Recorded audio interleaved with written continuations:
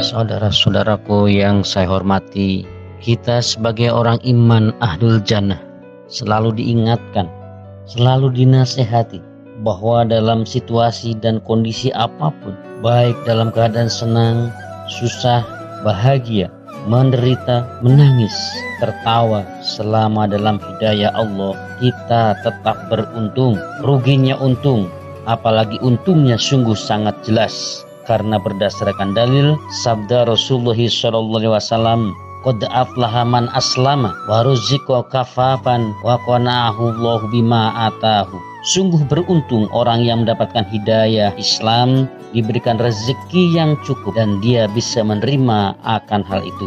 Saudara-saudaraku yang saya cintai dimanapun berada, rumah kita, jamaah kita ini sebagai ilustrasi, analoginya adalah sebagaimana bangunan rumah yang sudah sempurna, yaitu ada pondasinya sebagai pedoman, landasan utama yaitu Quran hadis. Taraktu fikum amrayni lan tadillu ma tamassaktum bihima kitabillahi wa sunnatu nabiyyi. Kita tidak akan bakalan sesat selama berpedoman dua perkara tersebut, yaitu Al-Quran dan Al-Hadis.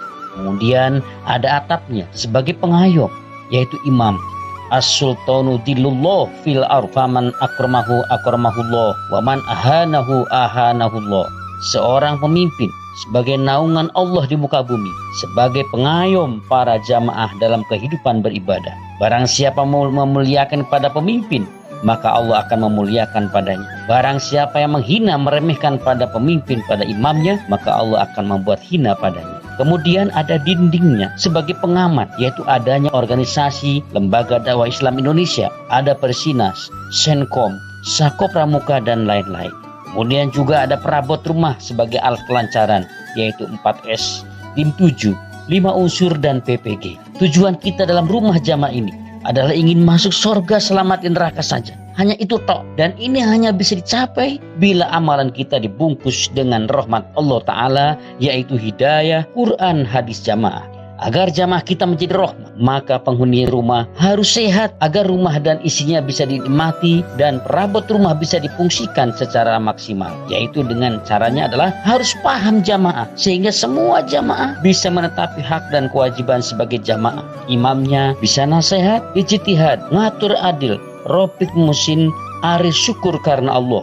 Dengan ringan dan royahnya, jamaahnya bisa netapi taat juga dengan ringan, senang, dan gembira. Penghuni rumah harus berusaha agar rumah tetap utuh, tidak keropos, tidak roboh, tidak hancur, dan tidak punah. Semua ikut meramut, mengawasi, dan menjaga keutuhan jamaah kita ini. Mengajak semua penghuni rumah, terutama anak-anaknya, untuk menjaga keutuhan rumah agar bisa dinikmati secara turun-temurun, dengan mengajar, dengan mendidik, meneladani, dan membiasakan mempraktekkan kebaikan-kebaikan, serta menanamkan paham jamaah yang kuat. Siapapun yang berada dalam lingkup jamaah ini harus menghilangkan ego masing-masing. Tidak ada yang boleh merasa pintar, tidak ada yang boleh merasa kaya, tidak ada yang boleh merasa kuat, sehingga dia harus diwahkan dan dihormati alias tidak ngustur di dalam jamaah. Semuanya harus ridho mengatur apabila memang didapus sebagai pengatur, dan ridho diatur kalau memang didapus sebagai yang diatur.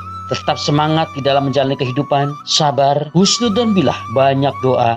Apapun yang kita jumpai dalam hidup ini, jadikan sebagai pendekat diri kita kepada Allah Subhanahu wa Ta'ala dengan memperbanyak doa. Semoga Allah selalu memberikan kesehatan, panjang umur yang barokah, lancar ibadah, menetapi 5 bab karena Allah sampai ajal mati kita masing-masing, diberi rezeki yang halal berlimpah barokah, kelak husnul khotimah, dan berhasil bersama-sama masuk surga selamat dari neraka. Amin.